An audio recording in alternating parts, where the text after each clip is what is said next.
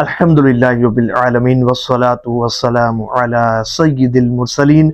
आज का क्वेश्चन बहुत ज्यादा इंपॉर्टेंट है और बहुत ज्यादा पूछा जाने वाला सवाल, और मैं समझता हूं कि शायद आप सबके जहनों में ये सवाल हो कि क्या दुरूद पाक एक सीगे के साथ पढ़ना चाहिए या सीगे बदल बदल कर पढ़ना चाहिए। यानी कि क्या हम सिर्फ एक दुरूद पाक को ही मखसूस कर लें और रोजाना हमेशा उसी दुरूद पाक का विर्द करें, या हमें मुख्तलिफ दुरूद पाक याद करने चाहिए, सीगे बदल बदल कर दुरूद पाक पढ़ना चाहिए। तो कौन सा तरीका दुरुस्त है?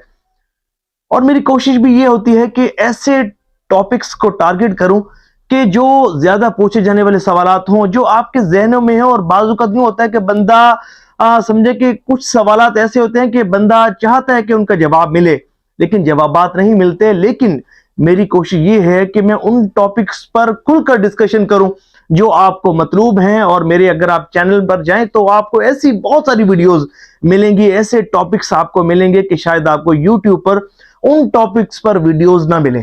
और सारी ऐसी हैं कि अल्लाह ने चाहा ना तो आपको उन वीडियो से बहुत ज्यादा फायदा होगा। अच्छा, हुआ कुछ यूं कि पिछले दिनों एक बहना का मैसेज आया।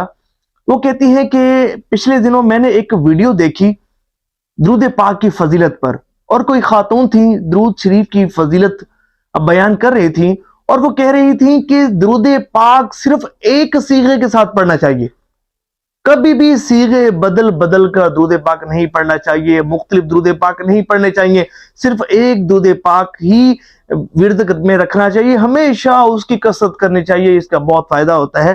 तो वो मुझसे पूछ रही थी कि क्या आया इनकी बात दुरुस्त है, मैं एक ही सीगा मुंतखब करूं और हमेशा उसी एक सीगे के साथ ही दुरूद पाक पढ़ती रहूं, या सीगे बदल बदल कर पढ़ना बेहतर है? देखिए, इस सवाल का जवाब देने से पहले मैं ये बात करना चाहूंगा कि YouTube पर बैठा हुआ हर शख्स दुरुस्त बात करे ये जरूरी नहीं है।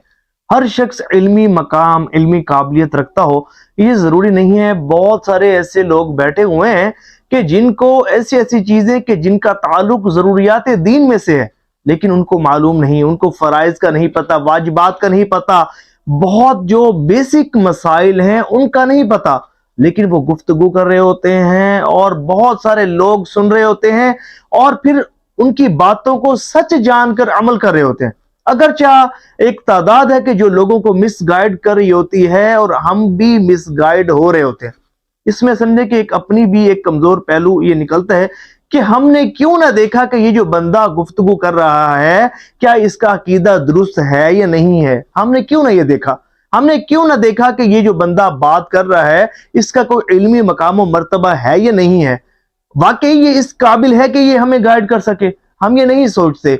हम जब देखते हैं कि इसने ये बात कर दी तो हम उस पर यकीन कर लेते हैं और उस बात पर अमल करना शुरू कर देते हैं। अब जैसा कि ये बहना ने बताया कि एक खातून कह रही थी कि दुरूद पाक सीगे बदल बदल कर नहीं पढ़ना चाहिए, तो इन्होंने 100% गलत बात की और बगैर इल्म के बात की, और फरमाया गया कि जिसने बगैर इल्म के फतवा दिया ना तो जमीन और आसमान के फरिश्ते उस पर लानत करते हैं।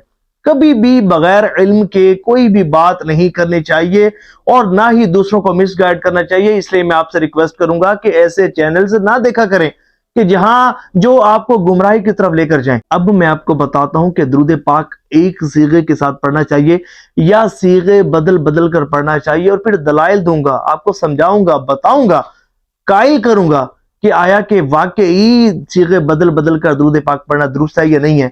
देखिए, इसमें जो बेहतर बात है ना, जो दुरुस्त बात है, जो सही बात है, वो ये कि दुरूद पाक हमेशा सीगे बदल बदल कर पढ़ना चाहिए। इसका फायदा क्या होगा? इसका फायदा ये होगा कि आपको दुरूद पाक पढ़ते हुए खुशू खुजू नसीब होगा, क्योंकि जब बंदा दुरूद पाक पढ़ने के लिए सिर्फ एक सीगे को सिलेक्ट कर लेता है ना, हमेशा हमेशा उसी दुरूद पाक की कसरत करता है, तो यूं हो जाता है कि वो दुरूद पाक उसकी आदत में शामिल हो जाता है।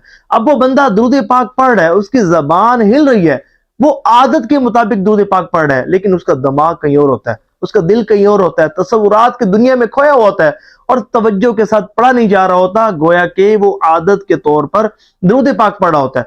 और जो लोग مختلف صیغے بدل بدل کر درود پاک پڑھتے ہیں تو اس سے خشوع خضوع بہت زیادہ بنتا ہے. اور پھر دیکھیں ہر صیغے کی اپنی ہی فضیلت ہوتی ہے, ہر درود پاک کے اپنے ہی فضائل و برکات ہوتے ہیں. دیکھیں کسی درود پاک کے متعلق حضور نبی پاک علیہ الصلوۃ والسلام نے ارشاد فرمایا کہ جو اس درود پاک کو پڑھے گا تو بروز قیامت اسے میری شفاعت نصیب ہوگی. پھر کسی درود پاک کے متعلق حضور نے فرمایا کہ جو اس درود پاک کو پڑھے گا تو اسے خواب میں میری زیارت نصیب ہوگی.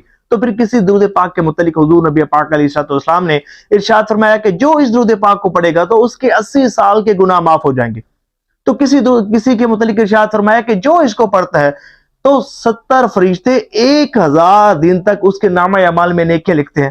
تو کسی درود پاک کے متعلق ملتا ہے کہ جو اس درود پاک کو پڑھے گا تو اسے حوض کوثر کا جام پینا نصیب ہوگا. کوئی درود پاک ایسا ہے کہ جس کے فضل و برکات میں ہمیں یہ ملتا ہے کہ جو اس درود پاک کو پڑھتا ہے تو اسے حالت بیداری میں حضور نبی پاک علیہ الصلوۃ والسلام کی زیارت نصیب ہوتی ہے. تو کئی درود پاک ہیں, فضل و برکات کے اعتبار سے ہر صیغہ درود دوسرے صیغے سے مختلف ہوتا ہے. اب دیکھیں جو بندہ ایک صیغے کے ساتھ ہی درود پاک پڑھ رہا ہے, ظاہر ہے کہ جو اس کی فضیلت ہوگی وہ اسے ضرور حاصل ہوگی, لیکن ایک بندہ یہ ہے کہ اس نے درود پاک کے مختلف صیغے حفظ کر رکھے ہیں. یہ ایک بندہ ایک صیغہ پڑھ رہا ہے اور یہ 12 صیغے اس نے حفظ کر لیے, اور جو ہے وہ روزانہ توجہ کے ساتھ ان درود پاک جو اس نے یاد کیے ان کو باقاعدگی کے ساتھ پڑھتا ہے. اب ہر درود پاک کی اپنی فضیلت ہے, ہر درود پاک کے اپنے فضائل و برکات ہیں.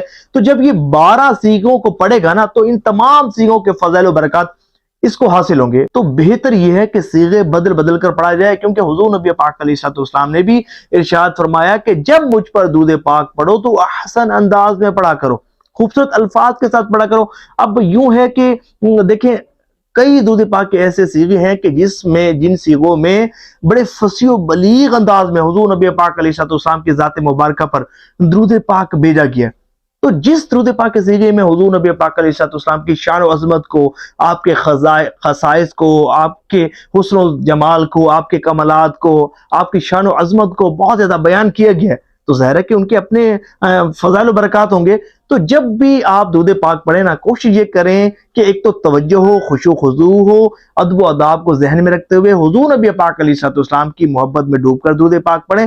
اور کم از کم اگر آپ درود پاک سے محبت رکھتے ہیں نا, میرا مشورہ یہ ہے کہ 12 درود پاک کے صیغے آپ یاد کر لیں روزانہ. کم از کم ایک تسبیح آپ نے ہر ایک درود پاک کی پڑھنی ہے, پھر آپ دیکھیں کتنا آپ کو خشوع خضوع نصیب ہوتا ہے. امید کرتا ہوں آج کی ویڈیو آپ کے لیے بہت فائدہ مند ثابت ہوئی ہوگی.